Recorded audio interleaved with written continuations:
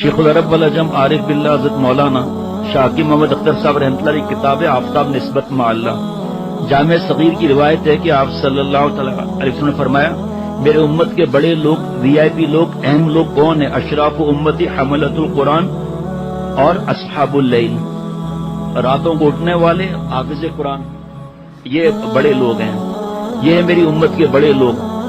آج کل لوگ آدھی رات کو اٹھنا مشکل ہو جاتا ہے، تو اس کا مسئلہ اللہ تعالیٰ نے دل میں ایسا حل ڈالا کہ مفتی عبد الرحیم لاجپوری جو فتاوی رحیمیہ کے لکھنے والے گجراتی عالم ہیں، انہوں نے اپنے فتاوی میں میری تحقیق شائع کر دی۔ یہ تحقیق حضرت والا نے علامہ شامی ابن عبدی رحمۃ اللہ علیہ اور امداد الفتاوی غالباً جلد نمبر 5 میں ہے۔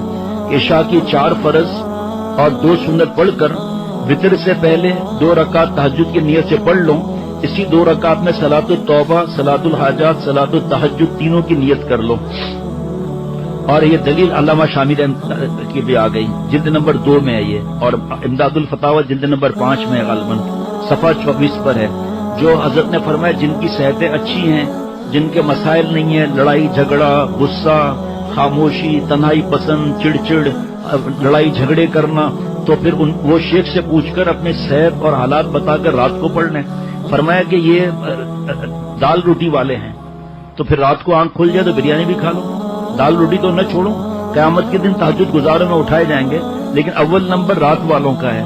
اور یہ اس وجہ سے یہ بیان کر رہا ہوں کہ آج کل کے حالات کے حساب سے اور کوئی ذمہ داریاں اتنی نہیں اور خامخواہ جاگنا نہیں، رات کو اٹھ کر وضو کر کے 2 رکعت پڑھ کے دعا مانگنے کا مزہ ایسا ہے کہ ایسا لگے گا کہ سجدے میں ایسا لگے گا کہ جیسے بادشاہوں کی سلطنت سمٹ کر قدموں میں آ گئی ہو۔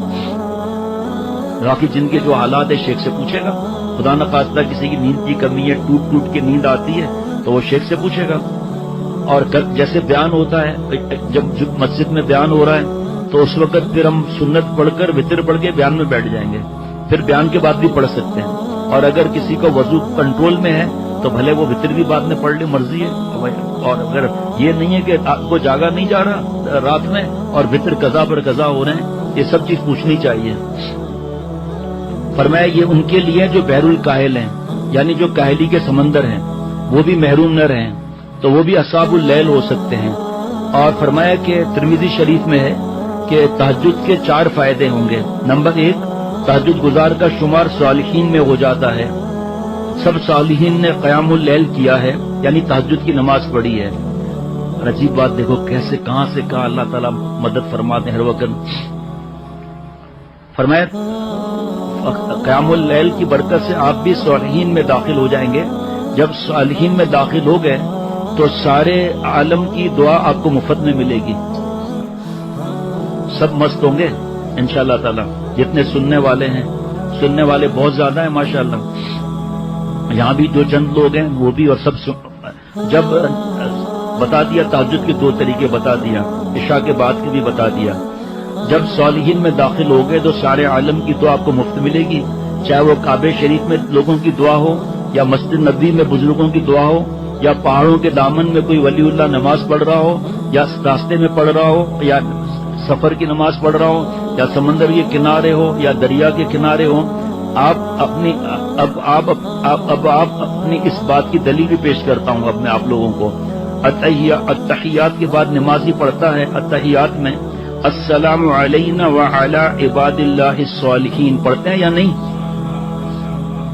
اے اللہ مجھ پر بھی سلامتی نازل فرما، اور دنیا میں جتنے صالحین ہیں ان پر بھی سب کو سلامتی عطا فرما۔ تو جب آپ صالحین بن گئے تو سارے عالم کے انسان، مسلمان، اولیاء اللہ، حافظ، عالم، جب نماز میں التحیات پڑھیں گے تو وہ علی عباد اللہ الصالحین کی دعا میں آپ بھی شامل ہو جائیں گے۔ علماء حضرات کو تو ایسا مزہ آتا ہے عزت کی باتیں سن کر ماشاءاللہ۔ آپ بیٹھے ہوں گے ملاوی میں اور دعا مل رہی ہے کعبہ شریف کے نمازیوں کی، آپ بیٹھے ہیں کراچی میں اور مدینہ شریف کے نمازیوں کی، بلکہ سارے دنیا کے اولیاء اللہ کی دعا مفت میں ملے گی۔ یہ جو نعمت اختر پیش کر رہا ہے یہ معمولی نعمت نہیں ہے، ملاوی والوں کو ملائی دے رہا ہوں، سبحان اللہ۔ اور مفتی صاحب نے جو حضرت سے یہ سنا نا تو فرمایا اتنا مجھے مزہ آیا ہے، انہوں نے فوراً سوال قائم کیا اور میرا جواب لکھ کر فتاوی رحمیہ کی تحقیق میں اس کو شامل کر دیا۔ شکر ہے کہ اتنے بڑے عالم اور مفتی نے میری بات پر اعتماد کیا، وہاں منصور کو خود حضرت نے بتایا کہ میں نے اختر کا مسئلہ اپنے فتاوا کی کتاب میں درج کر دیا. اللہ تعالیٰ کا احسان ہے. ایک فائدہ ہو گیا بھائی. ہاں جی, صالحین میں شامل ہو جائیں گے تو دعائیں ملیں گی. نمبر 2, تہجد کا دوسرا فائدہ یہ ہے کہ تہجد گزار اللہ کا پیارا ہو جاتا ہے, مقرب ہو جاتا ہے. اللہ تعالیٰ تم اللہ کے پیارے بن جاؤ گے, مقرب بن جاؤ گے. تیسرا فائدہ تہجد کا یہ ہوگا کہ گناہ صغیرہ معاف ہو جاتے ہیں. 2 رکعت پڑھ لی, مزے آ گئے.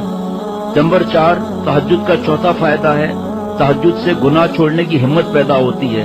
گناہ چھوڑنے کی ہمت آ جائے گی انشاءاللہ. جو داڑھی نہیں رکھتا اس کو داڑھی رکھنے کی توفیق ہو جائے گی. جو گناہ نہیں چھوڑ رہا گناہ چھوڑنے کی توفیق ہو جائے گی. جو بد نظری نہیں چھوڑ رہا نظر کی حفاظت کی توفیق مل جائے گی. اب یہاں میں عرض کر رہا ہوں, جو ویڈیو گیم اور فلمیں اور گانے اور جو کارٹون اور گندی فلمیں وہ جو نہیں چھوٹ رہی ہیں تو اللہ تعالیٰ اس کی مدد سے وہ بھی مدد فرما دیں گے.